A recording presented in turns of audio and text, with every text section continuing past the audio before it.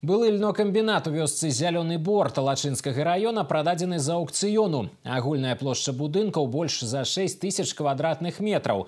Гэта самыя вялікія вытворчыя пляцоўкі на тэрыторыі Віцебскай вобласці, якія не выкарыстоўваліся. Аб'ект набыло сельгаспрадпрыемства Скобрынскага района Брэсцкай вобласці для пашырэння сваёй дзейнасці. Сума сделкі 17 базовых велічынь, а гэта больш за 700 беларускіх рублёў.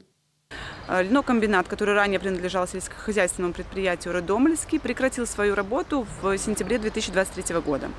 Впоследствии было принято решение о его продаже на аукционе сразу за базовую величину. Это была одна из самых больших неиспользуемых производственных площадок на территории Витебской области. Здания были площадью около 6 тысяч квадратных метров и располагались на земельном участке площадью более 20 гектар. Всего с начала года комитетом проведено 58 результативных аукционов по продаже неиспользуемого госимущества. Государственный бюджет при этом пополнился на сумму почти 2,5 миллиона рублей.